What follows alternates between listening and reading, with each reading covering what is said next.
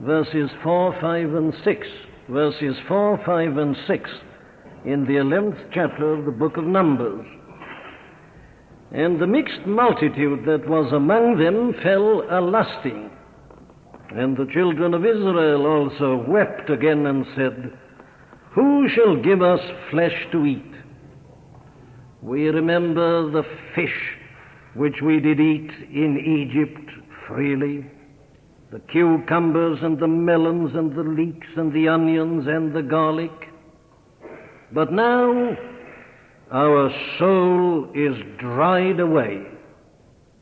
There is nothing at all beside this manna before our eyes.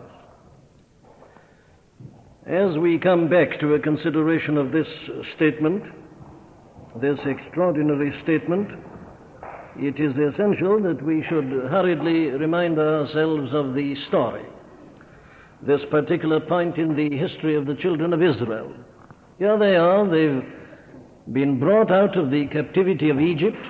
They'd gone down, you remember, in the time of famine when Jacob was still alive and Joseph was a man of importance down in Egypt, and they'd gone down and they'd settled there. But unfortunately a king arose who knew not Joseph, and he and his people began to become jealous of these children of Israel and began to maltreat them. They set them impossible tasks. They got them to make bricks without providing straw. They had to gather their own straw, and they lashed them because they didn't produce the right number or produce them quickly enough. They were treated as slaves and as serfs, and they were in a most pitiable condition. But God raised his servant Moses, you remember, and sent him to them, and they were delivered in the most amazing manner which is described in the book of Exodus. And they crossed the Red Sea. Their enemies attempting to follow them were drowned in the sea, Pharaoh and his host. And here are the children of Israel now on their way to a promised land, the land of Canaan, a land flowing with milk and honey. But almost as soon as they'd crossed the Red Sea, they began to rebel against God and to grumble. And the result was that instead of going directly to Canaan, they went a roundabout way and were kept in a wilderness for 40 years. Now, the story we are looking at is a story of one of the things that happened to them in that wilderness. You remember that because it was a wilderness, there was no food there. But God provided food for them by sending them this manna in a miraculous manner, bread from heaven, which came day by day. And here they are eating the manna and going on their journey. But you see, we are told that they, like this mixed multitude that was with them, began to lust and to ask for flesh to eat. And then they look back and they remind themselves of a part of their story in Egypt, you remember, and say, Who will give us flesh to eat? We see nothing before our eyes but this manna. Our souls, they say, are dried up within us. Now, I'm calling attention to this episode, this particular story in the long history of these children of Israel, because, as I say, we have here such a perfect portrayal and representation of the case of mankind this very evening. The whole story is really here. Here's the whole trouble. I'm putting it as a principle, I'm putting it like this: that the real trouble with men and with the world this evening is that man does not realize the cause of his ills. That is the real explanation of everything else. Let me use the obvious comparison again. You can't hope to apply the right treatment unless you've made an accurate and a correct diagnosis. You can be pouring medicines into your patient, but if your diagnosis is wrong, your patient won't get better. The first thing, obviously, common sense, apart from anything else, dictates it. The first thing to do is to discover the cause of our ills. Now, it's because mankind on the whole doesn't even want to do that and objects to that. and resents its being done, that it is as it is. But still more, as I say, the world has never been so busy in treating itself, and the nostrums advocated and the panaceas proffered are almost endless, and they're being multiplied year after year. Legislation comes, act of parliament after act of parliament. Never have we spent so much money on social services.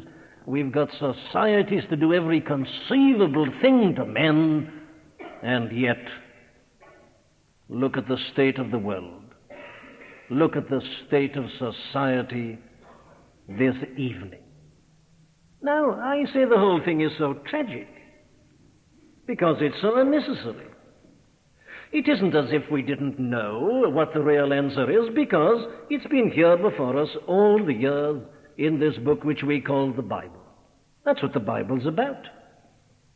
It's not a book of poetry. It's not a collection of novels. The Bible claims to be a revelation from God about this very thing, about man.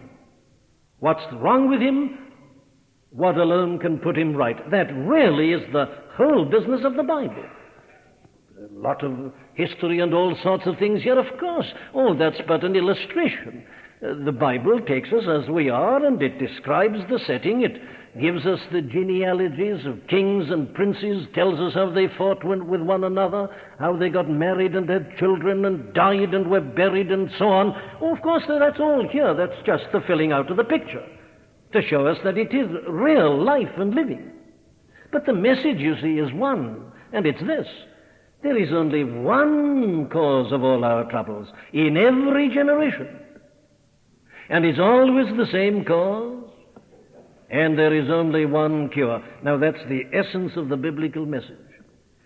So, I'm calling attention to these 3 verses because they do give us the diagnosis in a particularly clear manner.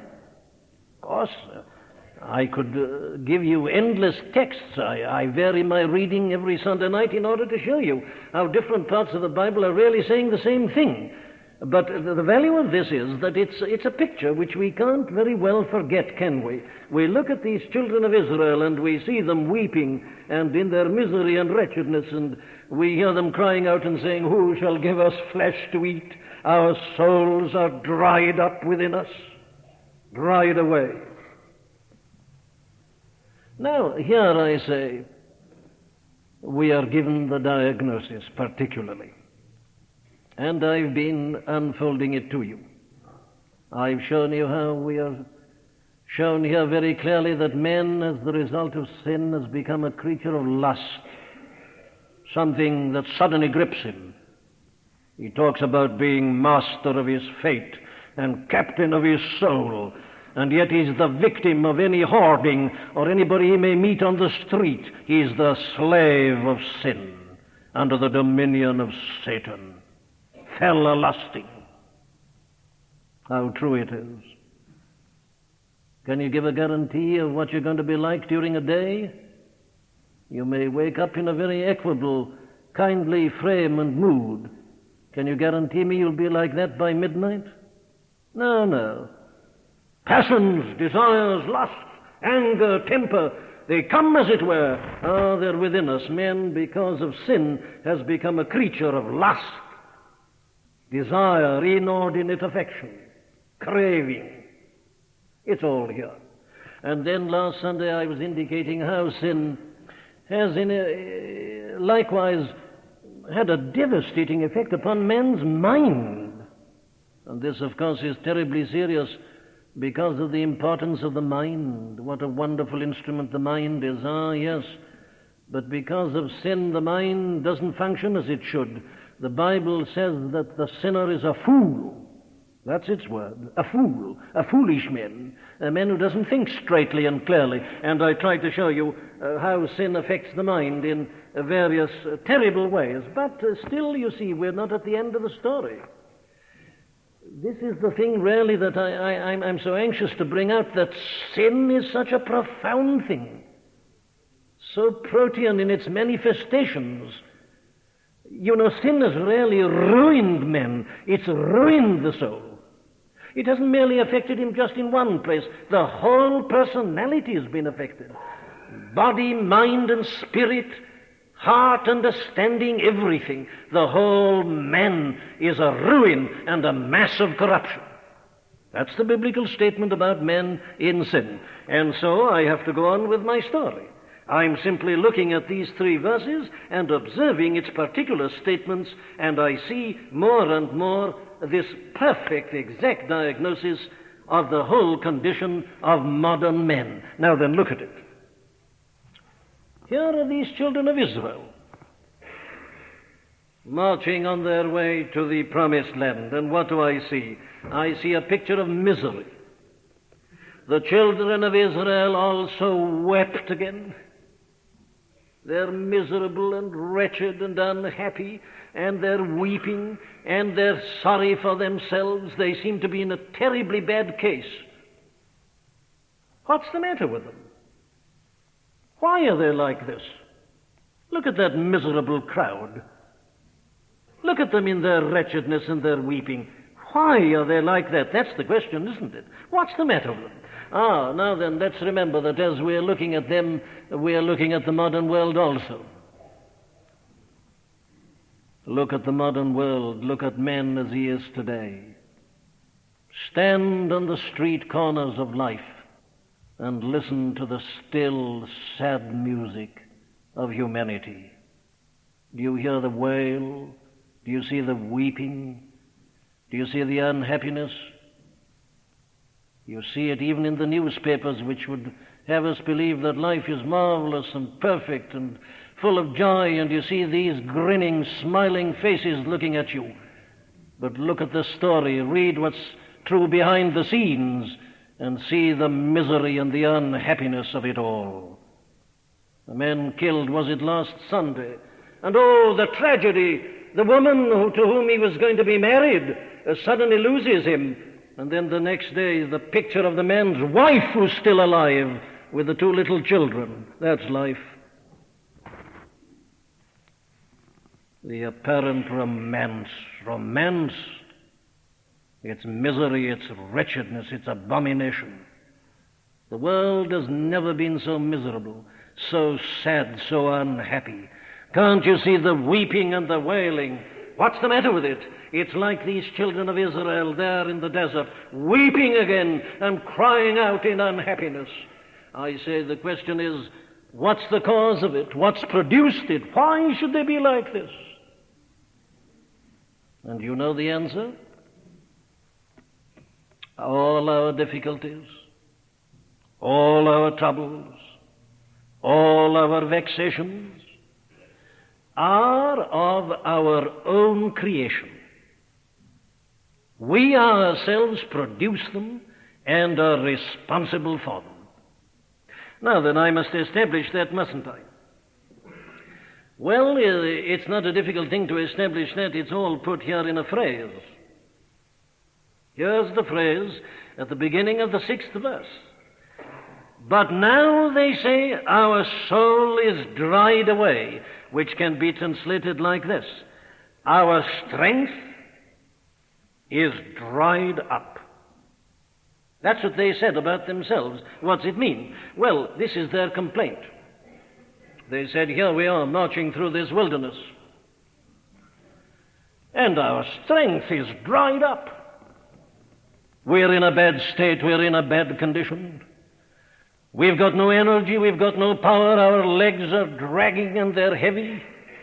Why? Well, because we're underfed, our nourishment isn't sufficient. Our strength is dried up, our soul is dried away. Can't we have flesh from somewhere? We're on an inadequate diet, we're not being dealt with fairly, and we're miserable and we're weeping. That's what they said. And what have we to say about that? Well, there's only one thing to say about it. It was a lie. There's no other word that really is adequate. It was just a simple, barefaced lie. Their soul was not dried up within them. Their strength had not dried up. The manna was an adequate diet. You see, later on, God is able to challenge these people. And there was no reply to make. You will find it in the 8th chapter of the book of Deuteronomy. This is how I read. Thou shalt remember all the way which the Lord thy God led thee these 40 years in the wilderness, to humble thee and to prove thee, to know what was in thine heart, whether thou wouldest keep his commandments or no. And he humbled thee and suffered thee to hunger, and fed thee with the manna which thou knewest not, neither did thy fathers know, that he might make thee know that man doth not live by bread alone, but by every word that proceedeth out of the mouth of the Lord doth man live. Now listen, thy raiment waxed not old upon thee, neither did thy foot swell these 40 years. The diet was adequate. There was no deficiency. The vitamins were all present. Their feet had not swollen with scurvy or with anything else. They were fed on manna alone, and yet they were kept perfectly physically fit. There's what God tells them at the end, and they can't dispute it. It's the simple truth. This statement which these men make here is a barefaced lie. It wasn't true. The diet of manna was adequate and sufficient. Well, then you say, why do they say this? This is the whole story. Somehow or another, as I've already indicated, you can't say how these things happen like this. Ultimately, it's the devil. They began to think about it and to talk about it, and the next step was, you see, that they persuaded themselves about it. Now, until they had done that, everything was perfectly all right, and they were going on quite well.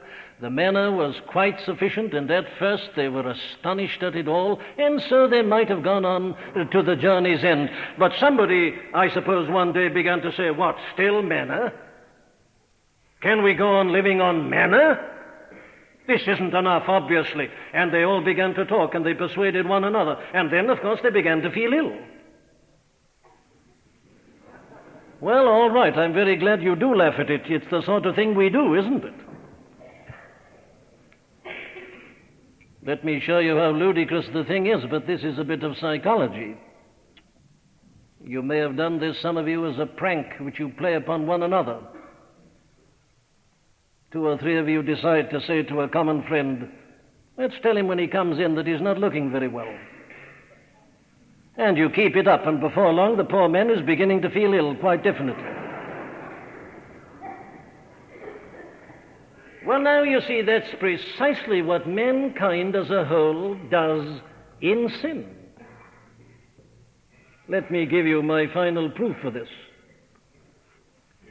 Why do you think I read to you of that portion out of the 3rd chapter of Genesis at the beginning? Well, because it is the classical statement of this very thing. Here's the story, isn't it? God made men out of nothing. He then made woman out of the men. And there he places the man and the woman in paradise, in the Garden of Eden. Perfect. Couldn't have been better. What an idyllic life it was. What an ideal life. They just had to pick the fruit and eat it. Man didn't have to plow the earth and sow and roll and harrow and all the rest of it. He didn't have to earn his bread by the sweat of his brow. Not at all. He was in paradise. You can't imagine better conditions. Everything was absolutely perfect, and man was enjoying it and enjoying his life with God. He had no complaints at all. Everything was really perfect. And then the devil came in. Came into paradise, remember? Came into this perfection. And he said to Eve, look here, you must be absolutely blind. Are you content with a life like this? Do you think this is good enough? Hasn't God said something to you about not eating that tree there in the center, which is the best of all the trees, and he is preventing you? Do you think this is life? Is this really good enough for man? And he began to sow this seed, you remember, and to suggest this. And you see, Eve, believing it, began to feel unhappy. And she began to feel that this life in the Garden of Eden wasn't, after all, what she'd thought it was. Indeed, she began to feel it was very wrong and very miserable. And Adam agreed. They were being kept down. They were hemmed in. They were not being given a chance and an opportunity in the same surroundings. The insinuation was injected and put in, and they accepted it. And they really began to feel miserable. They felt they were not being dealt with fairly. And so they ate of the prohibited fruit. And so the punishment of God came down upon them. You remember the contrast with paradise, don't you? Cursed is the ground. Man is cursed. He's got to earn his bread now by the sweat of his brow. There were no thorns and briars and thistles there before. They come now. Disease enters in. Everything goes wrong. And life becomes what it's been ever since. And why did it all happen? Man has brought it all upon himself. And you see how it happened, don't you? It was because he believed the lie about God and about God's way of life.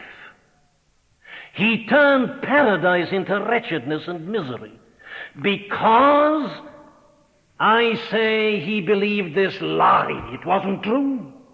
It was no more true than this statement was true. And that is the whole cause of man's wretchedness and his unhappiness. He brings it all upon himself. Now let me give you a New Testament counterpart to that. There's a perfect story in the New Testament that says exactly the same thing. It's the parable of the prodigal son. Had you ever thought of it like that? Here you see is a father with two sons, obviously people of wealth, living in a comfortable atmosphere and surroundings, everything all right. And the father very happy and the two boys quite happy. And so it might have gone on. But one day, you see, this younger boy suddenly got an idea. I don't know where he got it from. It may have been that somebody said it to him. Somebody may have come on to him as the devil came to Eve and said, "Look here, you think that this sort of life is good enough for you? Are you going to spend the whole of your life in this sort of circumstance and surrounding? After all, you've got your father on top of you and your brother. You're the youngest son, remember? Now, there had been no trouble like that before, none whatsoever. They lived a life of love. But the suggestion was put into him, you're being kept down. You know, you're not really having a chance. If I were you, I'd clear out of this. You ask for your share of the estate, and you go across the sea to that new land, and there you'll really do big things and make a name for yourself." Now, he'd been perfectly happy until that moment. But you see, the seed was sown, the insinuation was made, and he believed it, and he really began to feel he was having a very hard time. And he said, "I must get out of this. I must really go to some place where I can have scope for my ability." And off he went. And you see, we are given the picture of that poor boy sitting there in the field with the swine and trying to satisfy himself with the husks that the swine were fed on, wretched, down and out in rags, forsaken, forlorn, miserable, unhappy. Why? Because of the lie that he believed about his father and probably his brother and the life at home. He brought it all upon himself. It was because he said things he shouldn't say about the life he'd been given that all the wretchedness and the misery and the unhappiness followed. There it is, you see. It's given us at the very beginning of Genesis. You find it running right through the Bible. There our Lord pictures it in that peerless parable. My dear friends, what am I talking about? Well, I'm giving you the explanation of why life is as it is at this moment. Do you know why anybody's unhappy and wretched in the world tonight? I'll tell you. It's all due to the fact that mankind has forsaken God and forsaken God's way. It's because mankind has believed that lie and believes there's something better and that God is against us and that God is withholding and that we ourselves can make a better job of it. That's why things are as they are. It's always the same. They began to weep and to cry. They said, look here, our souls are dried up within us. And you can persuade yourself of that, and you begin to feel ill, and you begin to feel weak, and you begin to feel that you've lost your strength and your power, and there's something radically wrong with you. But it's all self-suggestion.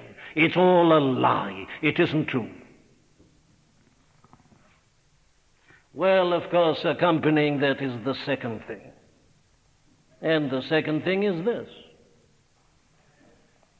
It's because, you see, man doesn't realize that the trouble is in himself and seeks it elsewhere that all this happens to him.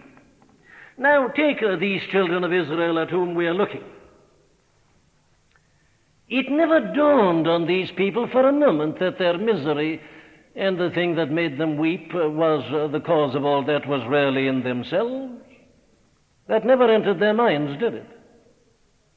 They never looked at themselves at all.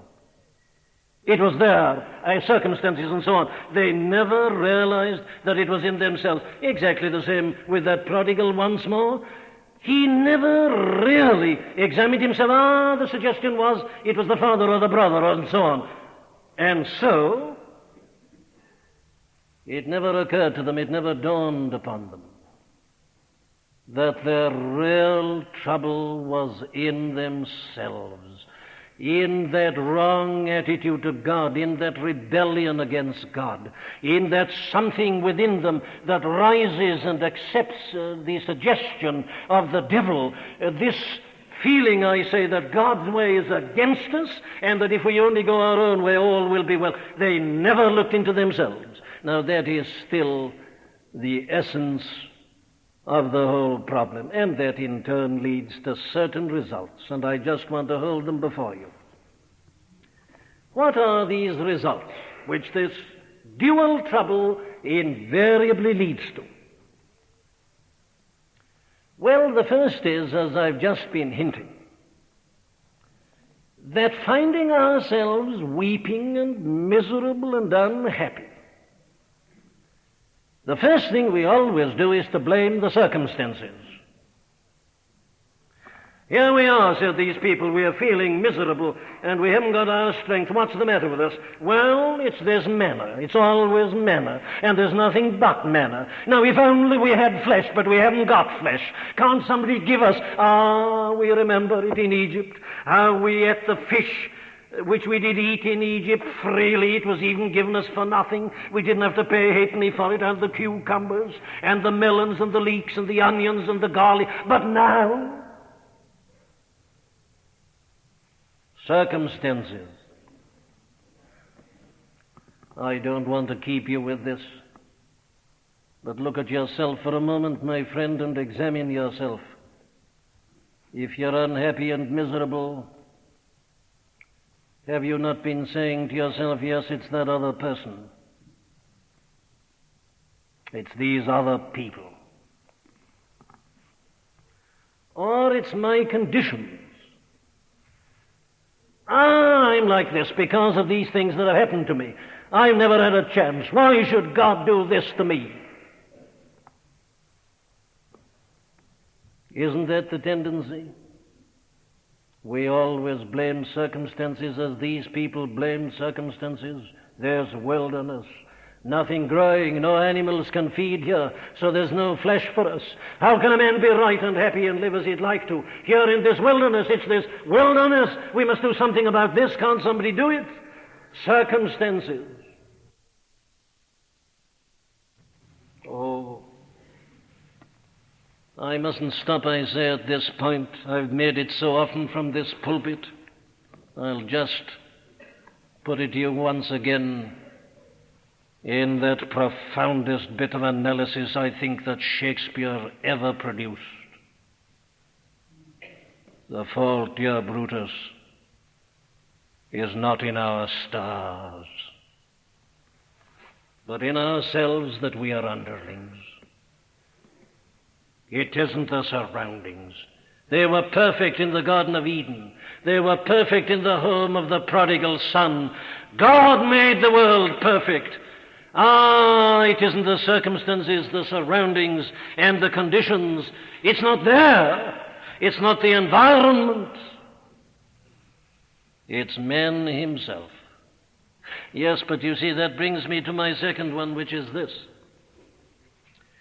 The second consequence of this fundamental error, this believing of the original lie, is that man is guilty of this complete failure to face and to examine himself. Now, I've tried to show you how these people here, these children of Israel, never did that for a moment. It never dawned on them, you see, that the trouble was in their own hearts. It didn't occur to them to say, well, now, wait a minute. Why are we feeling like this now? We've been on this manner now for some time. Why didn't we feel like that last week or the week before? Oh, no, they didn't stop to think that. They didn't stop to say, well, now, we are feeling different today. I wonder whether we are feeling different because we are different. That never occurred to them. We are feeling different, they said, because circumstances and surroundings are different. They never looked at themselves. It's still the cause of our troubles.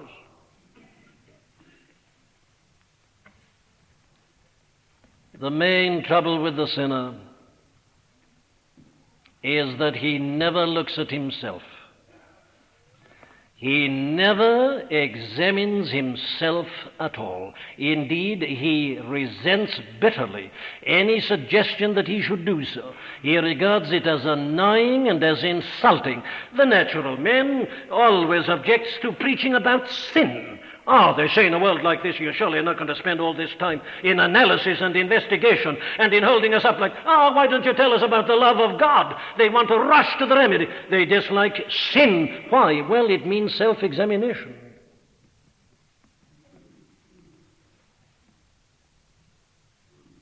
Are you unhappy and miserable and very sorry for yourself? And have you been just blaming other people or things or circumstances and surroundings? Let me ask you a simple question. Have you really stopped to examine yourself at all? But we don't, do we? You see, what Satan does is this. It makes us protect self.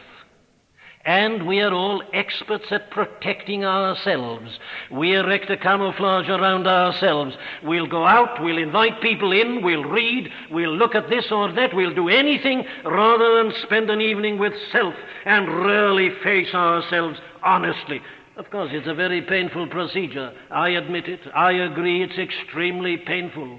It's a rather unpleasant sight that any one of us gets when we really look at ourselves in a mirror of truth. And that's why we don't do it. We defend ourselves, and we are experts at it. If somebody makes an accusation, there's always a good explanation. And then, of course, we go on and we pity ourselves. Oh, I like to look at these people here. They're so typical of men in sin. The children of Israel also wept again. They say, I'm having an awful time. What have I done to deserve this? Can't you see yourself? Pity poor me. Nobody understands me. Nobody's kind to me. They're all so selfish, and they never think of me at all. Isn't this the language? Oh, how we weep to ourselves, and how we coddle ourselves, and how sorry we are for ourselves. What a hard time we're having. How cruel life has been to us. Oh, I'm not caricaturing it. God knows we're all guilty of this very thing. We never suspect that our troubles are mainly due to ourselves. You see, the Apostle Paul puts it all so perfectly in the 2nd chapter of his epistle to the Romans, where he says that people who see things so plainly and so clearly in others don't see it in themselves. We spend our time, he says, either accusing or excusing one another.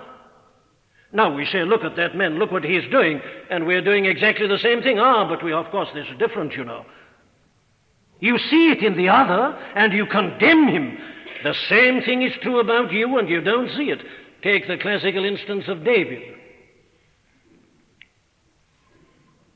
David saw that other man's wife, and he coveted her. And he brought about the death of that man. He murdered him in order that he might have his wife. And he thought this was very good. Yes, but God was displeased, and he sent Nathan the prophet to him. And Nathan, being a very clever man, knew it was no use challenging David directly, so he said, "King, I've got something to tell you. Something terrible has happened. You know, there's a man there," he said, "who's got a number of sheep. And there's another little man who'd got just one pet lamb. And some friends came to visit this wealthy man, and instead of killing one of his own, do you know, he actually took the pet lamb of that little man and gave it there as a feast to this friend who'd called on him." "What a terrible thing," said David. "Look here, get hold of that man. We must punish him in the most condign manner. This thing is unthinkable." David saw the thing very plainly and clearly when it was put in terms of sheep and what another man had done. And then Nathan the prophet said unto him, "Thou art the man. That's precisely what you did when you took Bathsheba to yourself." Oh, but my dear friends, you see, this is the thing we won't do. As these people never looked at themselves. They said, "It's there, it's the lack of flesh, it's outside us, it's environment." They were all right. They were not having a chance. Circumstances were not being kind to them. And so I say the world today evades the real problem, which is in us. It is our rebellion against God. It is our coveting. It is our lusting. It's this evil that sin has produced in our minds. Here it is laid open before us. And then the next step is this, of course. It invariably leads to ingratitude towards God. Look at these wretched children of Israel. Here they are. Do they praise God? If they'd gone to God and said, "Well, oh God, you were very kind to us when you brought us out of Egypt. And you've conquered our enemies, and you've brought us through the Red Sea, and we are free men. But, you know, we're getting a little bit tired of the manna. Can't you graciously—" Not a word of praise, not of thanksgiving. As if God had never done anything for them at all. They just say, "This is too bad. Nothing but this manna. Who will give us flesh to eat?" Not a syllable of thanksgiving, not a word of praise to God. Isn't that mankind in sin? You let a war come, and you'll find people who never mention the name of God saying, "If there is a God, why does he allow this sort of thing?" Or they'll say, "Look at that spastic child. Is that your God?" Men and women talk about God only to complain against him. Never a word of thanks. The base ingratitude of sin. Have you ever thought of that, my friend? You see, these children of Israel forgot all about the goodness. They forgot all about the blessings. And subject as they were to the lust, and thinking only for the moment, and forgetting the past, they blame God and express this complaint. But what of you, my friend? What of you? Do you count your blessings? Do you thank God for his goodness? Do you know that it's God who's given you life and the health that you've enjoyed, and food and clothing and strength? And all the best and the most glorious things in life, God-ordained matrimony and the home and the family, these are not human inventions. Men haven't created these institutions. It's God. They're all the free gifts of God, and he showers upon these things upon us day by day, the rain and the sunshine. Do you know, if he withheld them, the world would starve. They're all the gifts of God, and all the blessings you enjoy. When did you last thank him? Oh, the base ingratitude of sin. And that leads to the last thing, which is this. This whole attitude to God, of course, ever leads to the materialistic outlook. They said, if only somebody gave us flesh, all would be well. That's the one thing that's needed. Flesh to eat. Materialism. I leave you to work it out for yourselves. But isn't it a terrible and an appalling thing to realize that there are people who quite honestly think and believe that if only they had plenty of money to buy themselves a house and a motor car and a television and various other things, that they'd be perfectly and completely happy. Isn't the impression being given that the real needs of men are all material? And if only we can have safety and security, don't misunderstand me. Yes, but I say, if you begin to live on them, if you say that's all, if you say if only we had these, then all will be well, I say that's the road to hell.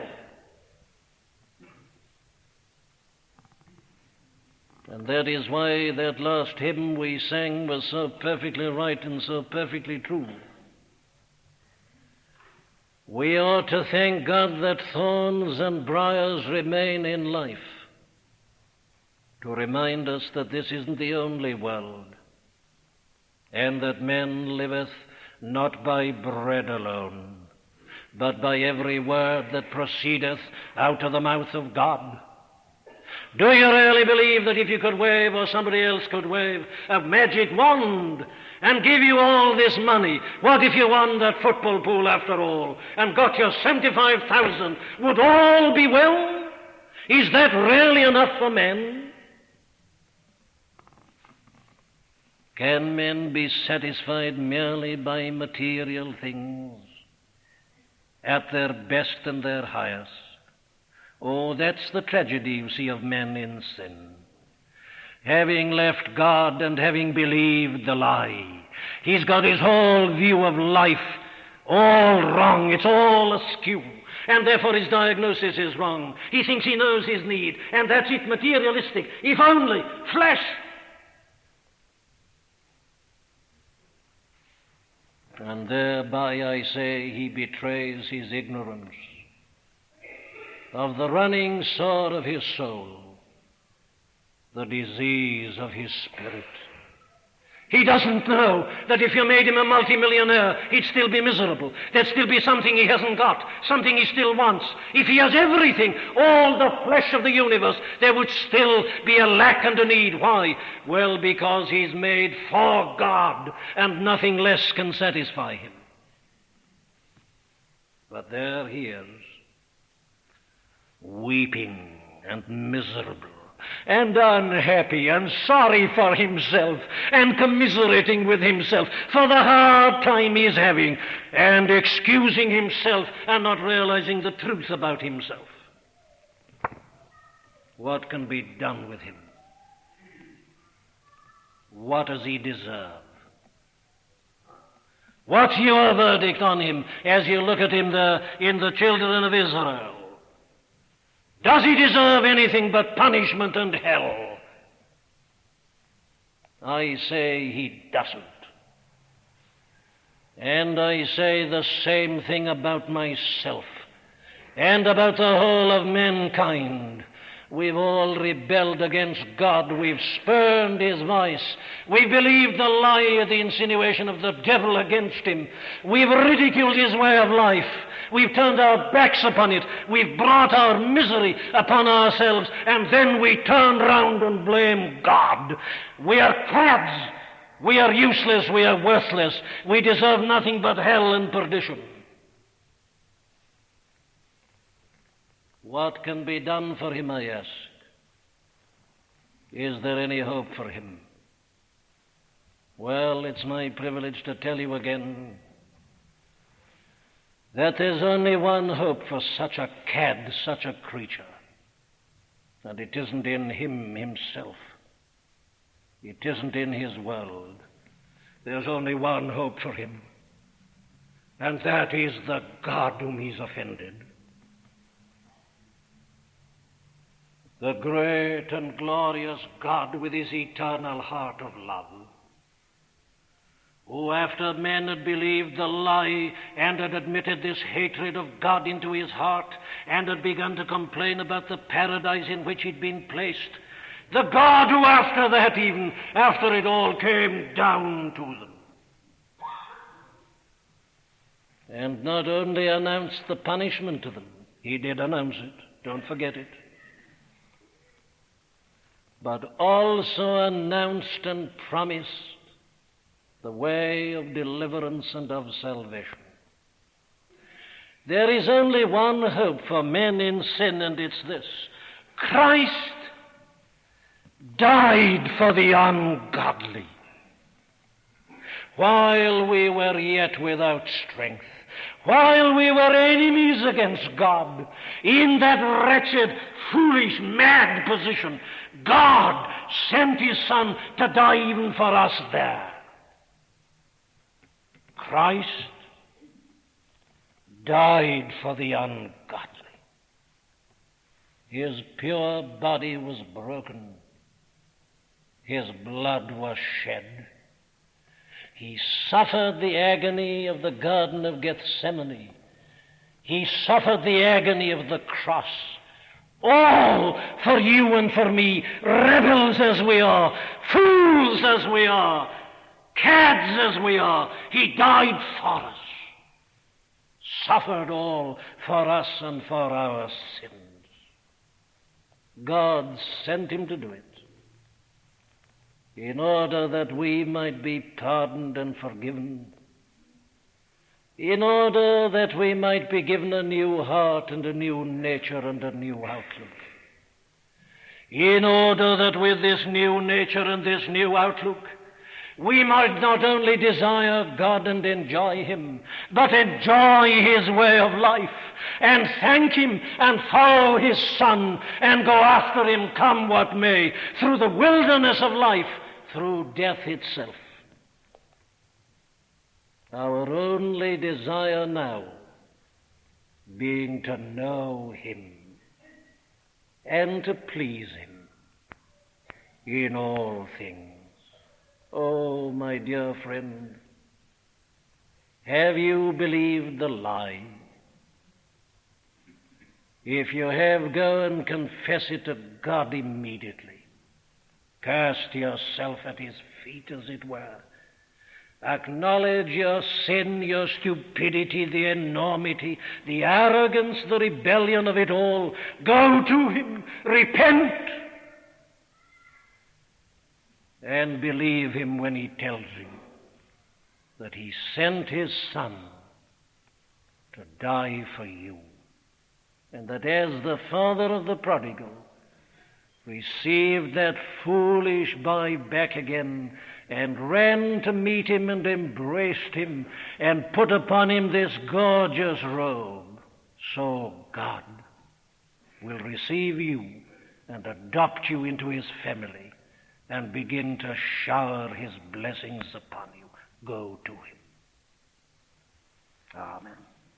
We do hope that you've been helped by the preaching of Dr. Martyn Lloyd-Jones. All of the sermons contained within the MLJ Trust audio library are now available for free download. You may share the sermons or broadcast them.